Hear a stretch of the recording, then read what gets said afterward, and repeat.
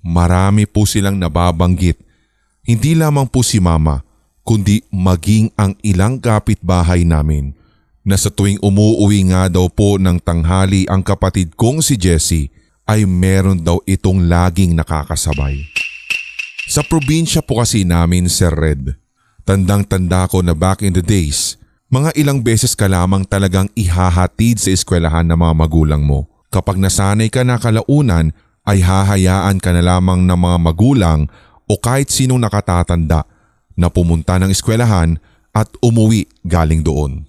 Isa pa pong factor kung bakit ganito ang nakagawian na ng aming mga magulang ay napakalapit o walking distance lamang yung elementary at yung daycare center, kaya talagang solo na rin po kaming pumapasok at umuwi. Balik tayo sa kwento.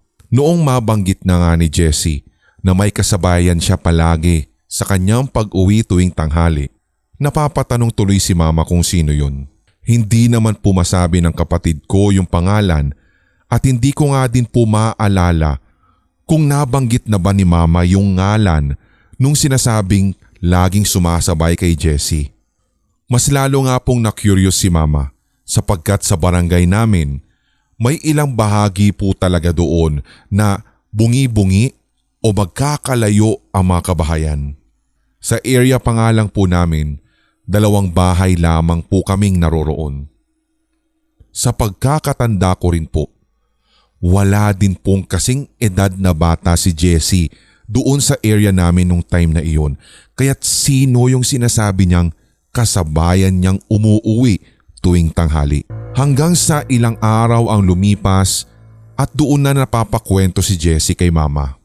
Ayon sa aking kapatid, hindi daw talaga sumasama sa gawin namin o sa area na kung saan naroroon yung aming bahay yung sinasabing kasabayan ng kapatid ko dahil tumitigil daw ito doon sa isang malaking puno. Sa una nga po ay pinagsawalang bahala at hindi gaanong inisip ni Mama yung kwento ng kapatid ko. Marahil ay gawa-gawa o likha ng kanyang malikot na isipan dahil bata. Pero naging consistent si Jessie sa kanyang ikinikwento.